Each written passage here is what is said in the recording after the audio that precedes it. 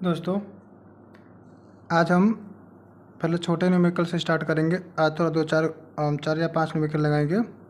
तो आज हम पहले छोटे न्यूमेरिकल से स्टार्ट करेंगे जो बहुत छोटा छोटा रहेगा। ये एसएससी जे वगैरह में बहुत ही इम्पोर्टेंट है, क्योंकि छोटे छोटे क्वेश्चन तो आते हैं ऑब्जेक्टिव है जो एग्ज़ाम्स होते हैं उसमें। तो ये बहुत छोटे छोटे क्वेश्चन से, ज़्यादा बड़ा है नहीं। तो आप देख लो, 30 मीटर की लंबाई, मैं समझा दूंगा, ठीक है। 30 मीटर की लंबाई की प्रवाह के दौरान, मतलब ये बोल रहा है कि यहाँ से यहाँ तक लेकर 30 मीटर है।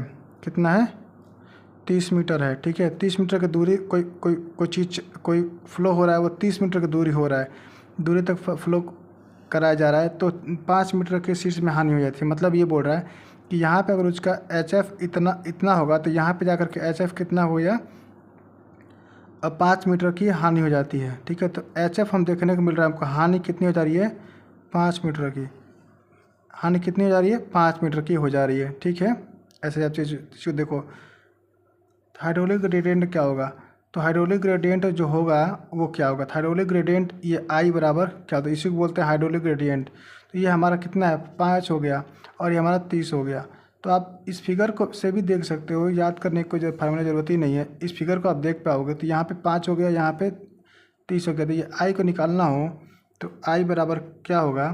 तो देखो, हम 10 का फार्मूला लगाते हैं, लेकिन यहाँ पे 10 छोड़ देते हैं क्योंकि बहुत छोटा वैल्यू आता है, ठीक है। तो 5 बाई कितना हो जाएगा? 30। तो इस तरह से 1/6 आ जाएगा। 1/6 का कितना होता है भाई? इसका वैल्यू 1/6 कितना होगा? 1/6 यानी 0.16,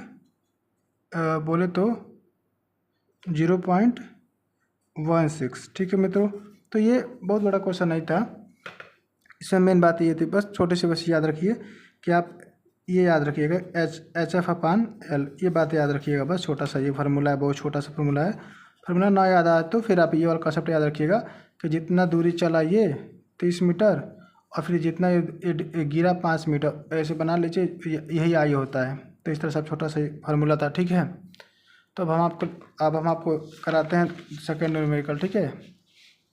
ये बोल रहा है कि for a laminar flow through a channel Reynold number is given 1500, what is the friction factor. तो देखो दोस्तों, मैं आपको यहाँ पे एक कंसेप्ट समझा रहा हूँ, छोटा सा मतलब कि एक बात बता रहा हूँ, इंपॉर्टेंट बात बता रहा हूँ। उसके बाद मैं इस सवाल को लगाऊंगा, ठीक है। एक चीज़ देखो, हम फ्रिक्शन फैक्टर हम ये है, कई तरीके से निकाल सकते हैं।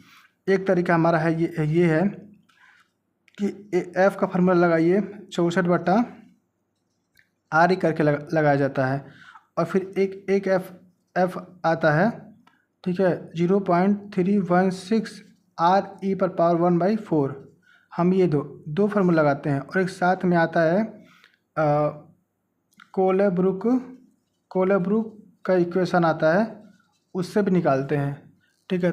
ये तीन चीज़ें से हम F का वैल्यू निकाल सकते हैं। और भी तरीके हैं, डार्सी लॉ है, तरह तरह की चीज़ें हैं, लेकिन मैं फिलहाल इन की बात कर रहा हूँ। तो ये तब यूज करेंगे जब रफनेस वर्ड यूज कर लेगा, रफनेस आपको दिया रहेगा, तो जा कर के हम ये नीचे वाला चीज़ यूज करेंगे, ठीक है। तो फिलहाल ये उतना इम्पोर्टेंट नहीं होता है, लेकिन ये दोनों बहुत ही इम्पोर्टेंट हमारे लिए, ये दोनों बहुत ही इम्पोर्टेंट है। इससे जो होता है ना, D निकल के आता है, बात याद रखिएगा। क्यों?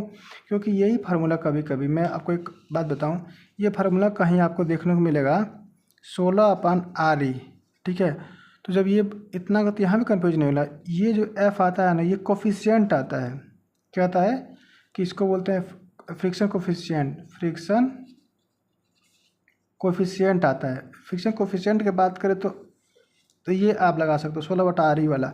और अगर डायरेक्ट फ्रिक्शन फैक्टर, और इस केस में ये जो आ रहा है, इसको बोलते हैं फ्रिक्शन फैक्टर, ठीक है। तो ध्यान दो, थोड़ा सा अंतर है ना। कोफिशिएंट वर्ड यूज करें, कोफिशिएंट, फ्रिक्शन कोफिशिएंट तो 16/RE कर लोगे, और फ्रिक्शन फैक्टर तो फिर डायरेक्ट 64/RE कर लोगे, या फिर फ्रिक्शन कोफिशिएंट की जगह फेनिन फैक्टर बोल देता है, तो भी 16/RE लगा देते हैं, ठीक है। और ये वाला जो न्यूमेरिकल होता है, ये जो फार्मूला होता है 64/RE वाला, इसके लिए हम यूज करते हैं लेमिनार। ये किसके लिए है? जगह नहीं, यहाँ हम लिख दे रहा हूँ। ये है लेमिनार के लिए, किसके लिए? लेमिनार के लिए। और लेमिनार का आप कंडीशन जानते हो कि 2000 से कम होता है, उस केस में हम लोग लेमिनार मानते हैं, ठीक है, पाइप के केस में, पाइप वाले केस में। और ये किसके लिए होता है आपको मालूम है? टर्बुलेंट के लिए। किसके लिए? टर्बुलेंट के लिए, ठीक है। और टर्बुलेंट के लिए तो अब टर्बुलेंट बोलते ही कुछ बातें आपके दिमाग में आ जाना चाहिए कि इसका जो रेनाल्ट नंबर होगा वो 4000 से ऊपर होगा, ठीक है। ये बात आपको याद होनी चाहिए। ये मैंने चीज़ों को बताया इसलिए ताकि भाई चीज़ें एक नंबर को तो बगैर लगाए रहे हैं, साथ में आपको समझ में आना चाहिए कौन सी कहाँ लगाए। तो 64/RE जो लेमिनार के लिए यूज होता है, 0.316 RE पे 1/4 ये टर्बुलेंट के लिए यूज होता है। और कोलेब्रुक का इक्वेशन भी यूज होता है कब? जब रफनेस दिया हो तब। तो ये चीज़ आपको याद रखनी है, ठीक है। अब मैं इस न्यूमेरिकल को ही लगा देता हूँ, जो छोटा सा न्यूमेरिकल है, बहुत बड़ा न्यूमेरिकल नहीं है। तो हमने इतना कुछ बता दिया। अब आपको सोच लो कौन लगाएंगे हम लोग? लेमिनार। पहले तो क्या क्या बोला है? लेमिनार बोला है। यहाँ से भी आपको समझ में आ रहा है। और अगर ये वर्ड ना बोलता, सपोज करिए लेमिनार वर्ड नहीं बोलता, तो आप क्या करते? तो आपको थोड़ा सा पहचानना पड़ जाता। कैसे? यहाँ पे लिखा है ना, रेनाल्ट नंबर इज गिवन 1500। कोई बात समझ आ रही है? अभी मैंने समझाया कि ये या लेमिनार बोलेगा या फिर आपको एक नंबर दे रहा है। तो इस केस में भी तब समझ पाओगे ना ये कि ये लेमिनार का एक कंडीशन होता है। तो ये वैसे बोल भी रहा है, नहीं बोले तो आप यहाँ से पहचान लोगे। दोनों केस आप समझ लेना। What is the friction? तो आप फार्मूला कौन सा लगाओगे? तो F बराबर 64/RE। तो अब 64 का वैल्यू तो कुछ होता है 64, RE का वैल्यू हमारे पास कितना है? 1500। तभी तो बहुत बड़ी बात नहीं हो गई। आप इसको 64/1500 कर लो, आ गया तुम्हारा, सॉरी 64/1500 आया तुम्हारा 0.042। दोस्तों ये हमारा आ गया। लेकिन अगर चलो मैं इस क्वेश्चन से हट के क्वेश्चन पूछ लेता हूँ तुमसे यहाँ पे। अगर मैं बोलूँ कि तुम कोएफिशिएंट ऑफ फ्रिक्शन बताओ, कोएफिशिएंट ऑफ फ्रिक्शन बताओ, तो क्या करोगे?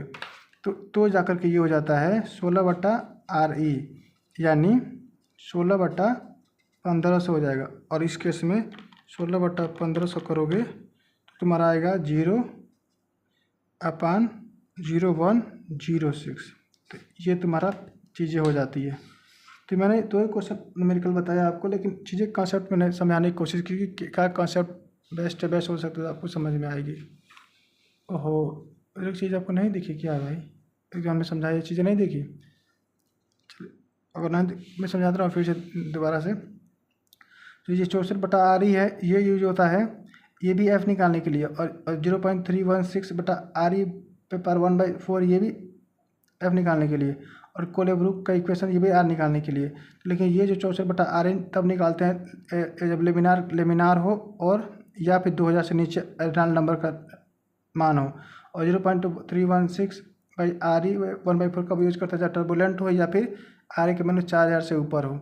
और कोलेब्रुक का यूज तब यूज करते हैं जब रफनेस हमको दिया हो न्यूमेरिकल में, ठीक है। अब हमने ये तो आपको दिखा ही होगा, ठीक है,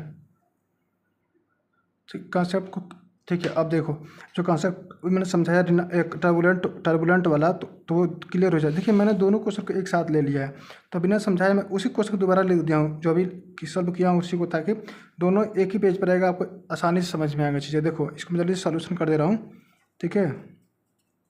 तो ये कितना हो जाएगा बताओ? F बराबर क्या हो जाएगा? 64/RE। और 64 का वैल्यू RE का वैल्यू कितना दिया है? 1500। तो बताओ कितना होगा ये? ठीक है, 64/1500 तो आ जाएगा 0.042, ठीक है। और अगर बोलता है कोफिशिएंट ऑफ फ्रिक्शन, कोएफिशिएंट की बात करें ऑफ फ्रिक्शन, तो ये 16/1500, 16/1500 हो जाएगा तुम्हारा 0.0106, ठीक है। ये अब देखो एक ही ये लगा चुका हूँ इसके पहले, अच्छा जल्दी लिख दिया हूँ। अब देखो इस चीज़ को समझो ताकि साथ में ही आपको दोनों चीज़ें समझ में आएगी। अब यहाँ देखो Reynolds number for the flow through smooth pipe is given by 10⁵। समझ में आ रहा है ना? कितना हो गया? RE की वैल्यू कितना दिया है? 10⁵। अभी देख रहे हो ना इसको लिखो तो 1 2 3 4 5 इतना है, लगभग 1 लाख है। 1 लाख हो ना ये। हम जानते हैं 4,000 से ऊपर होते ही हम क्या मान लेते हैं उसको, ठीक है, उसको मान लेते हैं कि वो मान कहते हैं टर्बुलेंट में वो होता है। तो और इसके लिए फ्रिक्शन फैक्टर हमको निकालना है। फिर फ्रिक्शन फैक्टर बोला है, कोफिशिएंट ऑफ फ्रिक्शन नहीं बोला है। कोफिशिएंट ऑफ फ्रिक्शन बोलेगा तो एक बात याद रखो बस। चलो एक और बात याद रखो। तो अब क्या करना, ये वाला फार्मूला जानते ही होगे कि कोफिशिएंट ऑफ एफ डी बराबर होता है 4F, ये ऐसे, तो ऐसे इससे निकाल लो सकते हो। इस वाले को याद रखना। इस वाले से पहले तुम फ्रिक्शन फैक्टर निकाल लेना, उसमें 4 से भाग कर देना, तो तुम्हारा कोफिशिएंट ऑफ फ्रिक्शन भी आ जाएगा। बस इतना, फ्रिक्शन फैक्टर निकाल लो फिर 4 से भाग कर दो तो आ जाएगा। अभी फिलहाल यह नहीं पूछा है, मैं बता दे रहा हूँ। अगर पूछे तो कोफिशिएंट ऑफ फ्रिक्शन पूछे तो फ्रिक्शन फैक्टर निकाल कर 4 से भाग कर देना है बस। आप देखो यहाँ पे हम बात करें तो आर ई बराबर कौन सा फार्मूला उसके 316 अपन आर ई पे 1/4। तो हमारे 1/4 यहाँ साइड से लिख लेते हैं ताकि आसानी लगे। तो यहाँ पे 1 2 3 4 5 पे 0.25, तो इसको अलग से सॉल्व कर लेता हूँ, आसान रहेगा। ठीक है, 1 2 3 4 5 पावर 0.25, तो ये आया 17.78। सही आया कि नहीं भाई?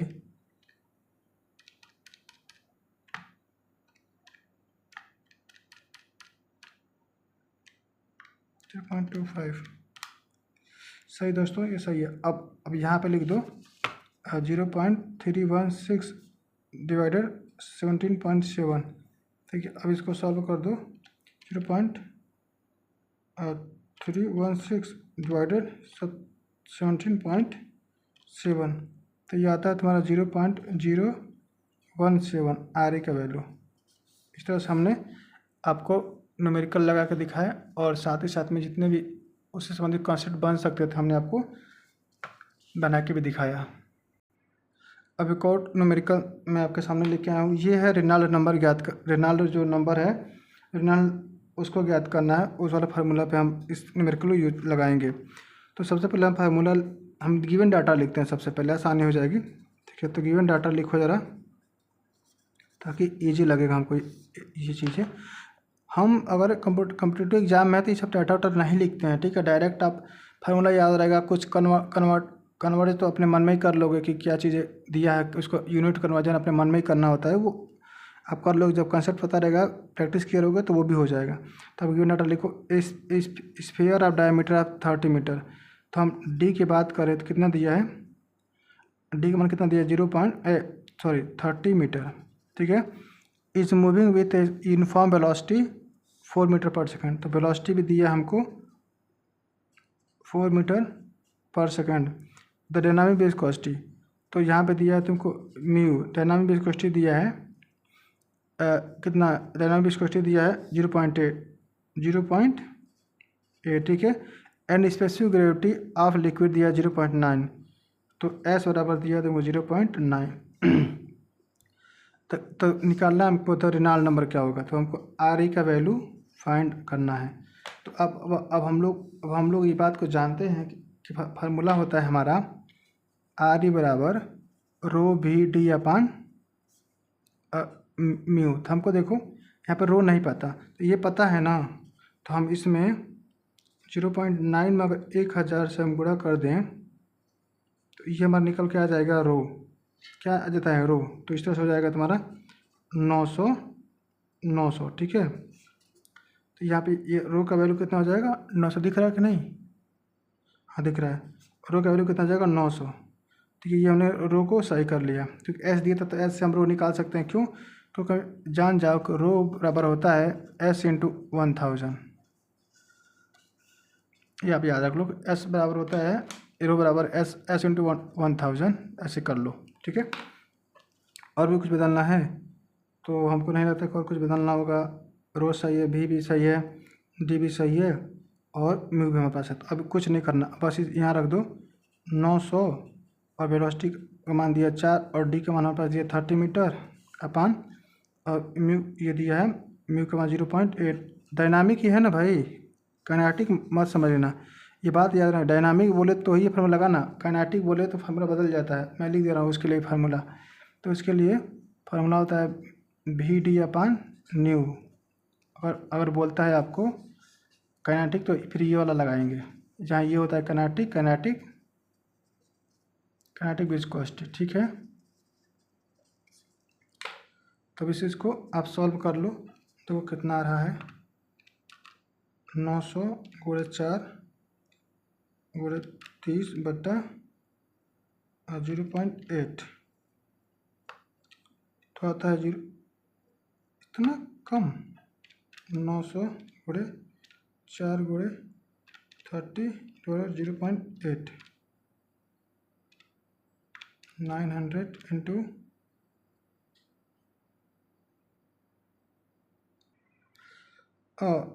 सॉरी दोस्तों, एक चीज़ हम लोगों ने मिस्टेक किया है। देखो इसीलिए मैं डाटा बोलता हूँ अच्छे से लिखना चाहिए, जो कि मैं गलती किया, जिसको जो हम लोगों ने मेरे को गलत जा रहा था, ध्यान दो। मैं समझा रहा हूँ कहाँ हम गलती किए थे। तो जो ये मान दिया था 0.8 पॉइज में दिया था, तो इसको हमको यहाँ लिखना चाहिए था, हमको ये यूनिट, जो कि हमने छोड़ दिया। अगर ये पॉइज हम लिखे तो हमको ये बात समझ में आती है कि ये चीज़ को भी कन्वर्ट करना पड़ेगा, ठीक है। तो हम जब सारा चीज़ें MKS में है तो इसको बदलना पड़ेगा, पॉइज को हमको इसमें बदलना पड़ेगा, इसको पास्कल सेकंड में। तो इसमें तुम 0.8 में डिवाइड कर दो 10 से, तो आ जाएगा 0.08, ठीक है। ये अब जाके ये बन गया तुम्हारा पास्कल सेकंड। क्या बन गया? Pascal second. दोस्तों इसीलिए बोला जाता है कि चीज़ों को सही से गिवन डाटा लिख लेना चाहिए। देखिए हमने थोड़ा सा मिस्टेक किया, गिवन डाटा यहाँ पे हमने छोड़ दिया, मतलब ये पॉइज वाला इसका यूनिट छोड़ा, जिसको हमको लगा कि ये चीज़ें दिया हुआ है, लेकिन नहीं, ये पॉइज दिया था, बल्कि हम लोगों ने ये किया था। दूसरी बात, हम यहाँ पे एक चीज़ हम गलत 30 मीटर रख दिए हैं, ठीक है। आपको ये वैल्यू अजीब लगेगी, लेकिन हमने स्फेयर ऑफ डायमीटर 30 मीटर ही कर दिया, लेकिन 30 मीटर कहीं डाया होता नहीं है। तो इस चीज़ को भी हम सेंटीमीटर कर लेते हैं, ठीक है। और सेंटीमीटर होता है, ये भी हो जाएगा सेंटीमीटर।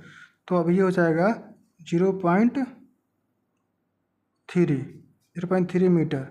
तो अब ये डाटा यहाँ पे रखना होगा 0.3 मीटर, और ये हो जाएगा 0. ठीक है।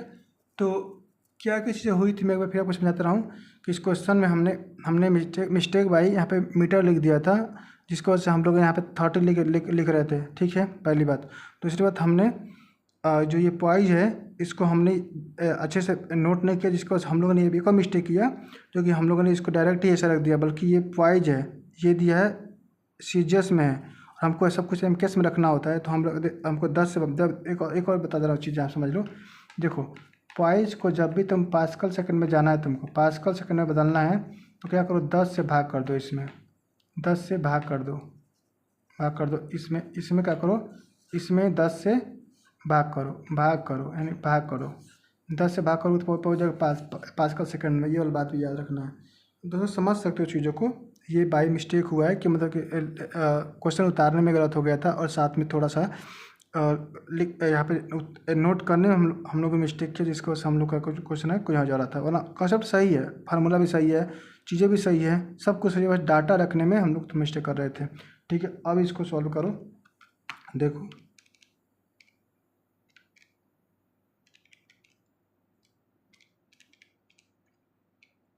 अब ये आया 13,500, और यही RE का वैल्यू है दोस्तों, ठीक है। तो भरसक मैंने चीज़ों को अच्छे से समझाने की कोशिश की, आपको कंसेप्ट समझ में आना चाहिए दोस्त, बस। और मुझे लगता है कि मैंने कंसेप्ट समझाने की पूरी कोशिश की, और आपको कंसेप्ट समझ में भी आया होगा। अगर कंसेप्ट समझ में आ गया होगा तो वो सबसे बड़ी बात है। और चीज़ों को जो कुछ गलतियाँ होती है उससे भी सीख मिलती है, जैसे हमने यहाँ पे ये गलती की है, शायद अब ये गलती आपसे भी शायद कभी होने की संभावना कम हो, क्योंकि हमने गलती की तो आपको भी दिमाग में हिट किया होगा कि ये चीज़ें गलती हो जाती है, ठीक है। और ये चीज़ें लिखने में भी हमने मिस्टेक किया, ठीक है। इस चीज़ को भी हम लोग ध्यान रखेंगे, ठीक है दोस्तों। चलिए फ्रेंड, एक और डार्ट से ला पे ही क्वेश्चन है, इसको भी हम लिख लेते हैं, इजी है, डायरेक्ट ही फार्मूला पे ही डिपेंड है। देखो इसमें वो गलती नहीं करेंगे, हम लोग क्या करेंगे, डाटा को सही से देखेंगे कि हमने गिवन डाटा क्या दिया है, ठीक है। तो गिवन डाटा को हम अच्छे से देखेंगे क्या क्या दिया और क्या क्या ज़रूरत पड़ता है फार्मूला में। तो ए पाइप ऑफ लेंथ, की गलत है हमको, ए लेंथ ऑफ पाइप, बार बार मिस्टेक होता है हमसे, a length of pipe 600 metre. कितना हो गया, L बराबर 600 मीटर, ठीक है। एंड डायमीटर 0 पर देखो यहाँ पे, ठीक है ना। D बराबर 0.3 मीटर, ठीक है। देखते जाओ, carries water at A velocity of इतना, तो वेलोसिटी हमारा दिया है 2.5 मीटर पर सेकंड। इतना वेलोसिटी बोले तो सही दिया है। तो फ्रिक्शन फैक्टर इज, तो F का वैल्यू भी दिया है हमारे पास 0.02, ठीक है। डिटरमाइन द हेड लॉस, तो हमको याद करना है HF, फाइंड आउट करना है HF। तो इसमें ज़्यादा कुछ बदलने की जरूरत नहीं पड़ने वाली, क्योंकि सारा चीज़ हमको सही दिया है, ठीक है। तो हम डायरेक्ट ही हम एक फार्मूला जानते हैं, HF का फार्मूला हमको पता है कि 4 नहीं लगाऊंगे यहाँ पे, क्योंकि फ्रिक्शन फैक्टर की बात करें तो 4 नहीं लगता है, ठीक है। तो कोफिशिएंट की बात करें तो 4 लगाएंगे, तो 4 नहीं रहेगा। डायरेक्ट F/L/V²/2GD, ठीक है। तो अब आप वैल्यू रख सकते हो 0.02 इंटू L का वैल्यू हमारे पास दिया है 600 मीटर, और V का वैल्यू भी हमको दिया है 2.5 का square divided 2 into 9.8 into D का वैल्यू भी हमको साथ में दिया है 0.3। दोस्तों अब हम इनको क्या करेंगे, जो भी वैल्यू है इन वैल्यू को हम लोग रख देंगे कैलसी में और करेंगे सॉल्व।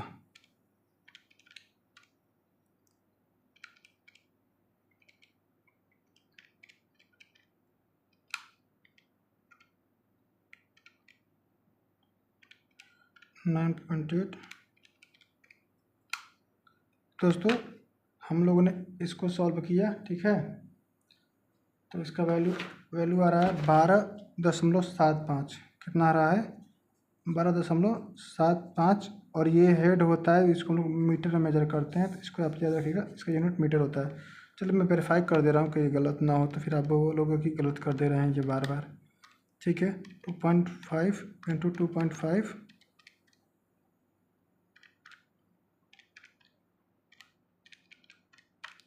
ठीक है दोस्तों, गलत नहीं है, हमने वेरीफाई भी किया है। तो ये हमारा न्यूमेरिकल सही है और इतना ही आ रहा है। तो चीज़ें ये बस ये फार्मूला इसमें इंपॉर्टेंट है, आप याद रखो। इस फार्मूला को याद रखोगे तो आसानी से लग जाएगा, और कोई भी यहाँ पे कोई चेंज करने की जरूरत नहीं है। आप सवाल लगाते इसमें मैं बता रहा हूँ क्या क्या ध्यान रखने वाली बात है। पहला, सबसे पहले तो आपको दिमाग देना यूनिट बदलाव पे, यूनिट कन्वर्जन। सर आपको अपना दिमाग यहाँ ले जाना कि क्या कोई ऐसा तो मामला नहीं है जो हमको फंसाने की कोशिश करेगा यूनिट पे, और फिर आप कि कौन सा फार्मूला लगेगा। बस ये 2 चीज़ें आप न्यूमेरिकल लगाते समय ध्यान में रखना चाहिए, तो न्यूमेरिकल सही लगेगा। वरना आप ये तो डायरेक्ट कर लोगे तो, और गलती से ये छोड़ दिए तो फिर गलत हो जाएगा, जैसे हमसे गलती हुआ अभी। ये न्यूमेरिकल आप खुद ही लगा लेना, ठीक है। ये न्यूमेरिकल आप खुद ही लगा लेना, क्योंकि इसमें भी क्या निकालना, आपको हेड लॉस निकालना है, और ये चीज़ें अब मैंने आपको अच्छे से सिखा दिया है। लेकिन भाई दोस्तों, लेकिन एक बात बता दे रहा हूँ, चलिए आप लगाने की कोशिश करिएगा, मैं बता दे रहा हूँ। बस यहाँ पे एक चीज़ नोटिस करते हुए आप लगाने की कोशिश कीजिएगा, ठीक है। कौन सा फार्मूला लगेगा, कैसे लगेगा, क्या लगेगा, क्या इसमें ट्रिक की बात है। अब तक मैंने कई बार समझा भी दिया इस चीज़ को बताते, ठीक है। इस हिसाब से आपको लगाना, और एच निकाल करके, HF निकाल कर कमेंट में बताइएगा कितना इसका आंसर आने वाला है, ठीक है। अगला क्वेश्चन देखते हैं हम लोग क्या है। तो siphon is used point two, हाँ तो ये देख लो, ए साइफन ए बात स्टेटमेंट बहुत बड़ा किया है, लेकिन न्यूमेरिकल बहुत बड़ा नहीं है। देखो, a siphon is use a point to a draw the water from large reservoir and discharge is the point B at an atmospheric pressure if an atmospheric pressure if the elevation a point A and B is 10 metre. What is the, देखो एक बात मैं समझ में बता रहा हूँ, ये क्या बोल रहा है कि जैसे एक पॉइंट ए है, ठीक है, और एक पॉइंट बी है, इनके बीच की जो दूरी है वो 10 मीटर है, ठीक है। और वो इस भी पे पूछ रहा है कि वेलोसिटी कितनी होगी,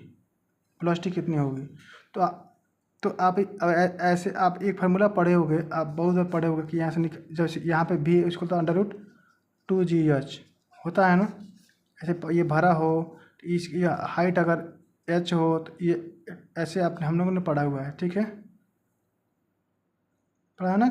ये अगर ये यहाँ से यहाँ तक हाइट h हो, तो ये भी यहाँ, और यहाँ पे वेलोसिटी निकालना हो तो √2GH हो जाता है। तो ऐसे ही ये वाला फार्मूला है। तो यहाँ पे अगर वेलोसिटी की हम बात करें तो √2GH हो जाएगा, ठीक है।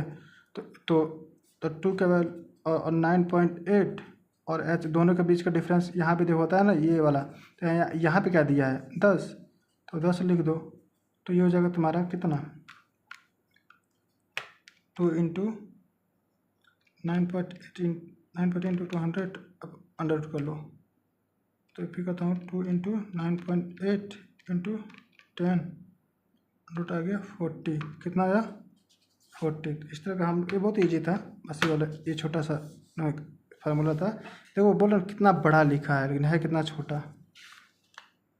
चलो दोस्तों, अब मैं इस सारे न्यूमेरिकल का जो कॉन्सेप्ट निकल के आया, जो मुझे लगा इंपॉर्टेंट चीज़ें आपको बता दूं। तो पहली बात तो ये आपको ये फार्मूला याद रखना है, रो भी डी अपन म्यू। तो रोए का विवेक दोगला म्यू, ऐसे मतलब कि यार बुरा मत मानना, इसे लिख दिया हूँ रो भी डी अपन म्यू याद, आर रेनॉल्ड नंबर का फार्मूला याद रखें, रो भी डी अपन म्यू। और फिर एक पॉइज बराबर होता है 0.1 पास्कल सेकेंड। तो इसमें जब पॉइज वाले हिस्से में 10 से भाग कर दो तो पास्कल सेकेंड में बदल जाता है। ये चीज़ें मैंने आपको बताया था। फिर सरफेस टेंशन का एक अलग से फार्मूला, स्ट्रेस इंटू लेंथ, आज यूज नहीं हुआ है लेकिन याद कर लो, stress into length stress surface tension का फार्मूला होता है। एफ डी का फार्मूला बता दें 64 अपन आर ई होता है, ठीक है। और 16 अपन आर ई भी कब होता है, हमने आपको जैसे समझाया है कि 16 बटा आर ई कब यूज करेंगे, जब एफ एफ बोले या फिर कोफिशिएंट बोले, ठीक है। लेमिनार के लिए फार्मूला होता है। और ये फार्मूला 0.316 अपन आर ई पर 1/4 ये टर्बुलेंट के लिए होता है। और रफनेस अगर दिया होता तो मोडी या कोलेब्रुक, इनका यूज़ करके हम लोग मूडी चार्ट और कोलेब्रुक फार्मूला का यूज़ करके हम लोग एफ का वैल्यू निकालते हैं। और एक और आ जाया था आई बराबर L by H by L ना, एच बाई एल, ठीक है। ये आया था हमारा। तो इस तरह की चीज़ें आज हम लोगों ने करी। तो अगर दोस्तों आपको अच्छा लग रहा हो हमारा मेहनत, तो एक लाइक तो बनता ही है, ठीक है। थैंक यू दोस्तों।